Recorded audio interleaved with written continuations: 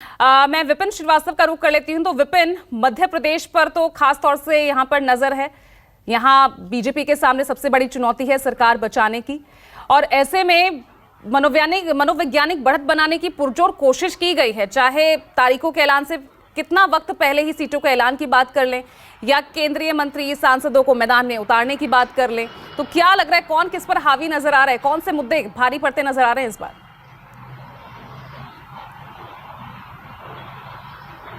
बिल्कुल बिल्कुल पूजा, देखिए मध्य प्रदेश में नया प्रयोग ये तो किया गया कि चुनाव की तारीख के ऐलान से पहले ही बीजेपी ने सबसे पहले सूची जारी कर दी। एक नया प्रयोग था। दूसरा प्रयोग यहाँ से शुरू हुआ कि तमाम जो केंद्रीय मंत्री हैं, सांसद हैं, उनको मैदान में उतारना। कैलाश विजयवर्गीय जैसे नेता, नरेंद्र सिंह तोमर, फग्गन सिंह कुलस्ते, प्रहलाद पटेल जैसे नेताओं को उतारना मैदान में। ये जमावट पहले से की जा चुकी है। अब दूसरी तरफ देखा जाए तो जिस तरह से 79 सीटों पर कैंडिडेट उतार दिए गए हैं, तो कांग्रेस ने अभी तक कैंडिडेट नहीं उतारे हैं। कांग्रेस ने अभी अपने कह सकते हैं कि रणनीति के जो है ना पत्ते अभी तक नहीं खोले हैं। और अब कांग्रेस हो सकता है कि और पहले इस लिस्ट को जारी करती, लेकिन जिस तरह से दूसरी सूची बीजेपी की आई, उसके बाद से कांग्रेस ने कुछ ऐसी चीजें बदली हैं कि कुछ सीटों को और बढ़ाया है। क्योंकि कांग्रेस अब तक ये सोच रही थी कि 80 सीटें, अब जिस तरह से कांग्रेस बड़ा पहली लिस्ट जो है बड़ी लिस्ट जारी कर सकती है कांग्रेस, ऐसा अंदाजा लगाया जा रहा है। दूसरी रणनीति की बात की जाए तो बीजेपी के लिए मध्य प्रदेश बहुत महत्वपूर्ण है।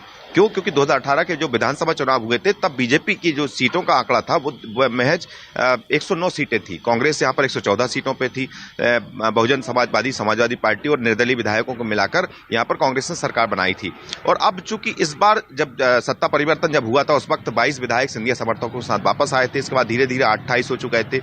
तो ये आंकड़ा बढ़ते हुए अब सरकार जब बीजेपी की बनी, तब अब मौजूदा की स्थिति में देखा जाए तो कांग्रेस बहुत कम स्थिति में है।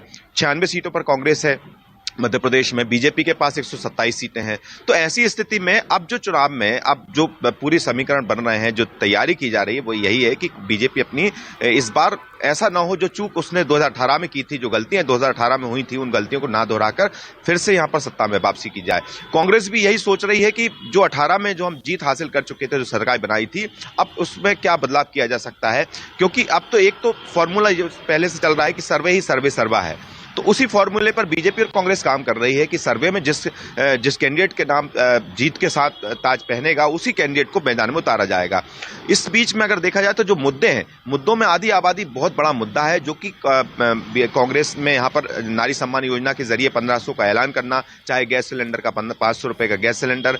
शिवराज सरकार यहाँ पर लाडली बहना योजना के जरिए कर रही है तमाम काम। हर महिला को 1250 रुपए देने और 3000 तक की घोषणा। आधी आबादी देखा जाए तो मध्य प्रदेश में 5 करोड़ 61 लाख वोटर्स हैं, जिनमें से आधे महिला आधे पुरुष वोटर्स हैं।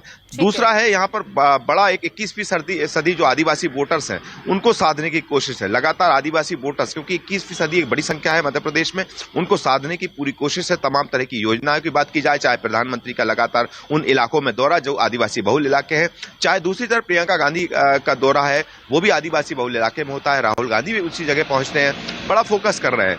50वीं सदी जो ओबीसी वोटर्स हैं, वो भी एक बड़ी संख्या है, जहां पर एक बड़ा मुद्दा है।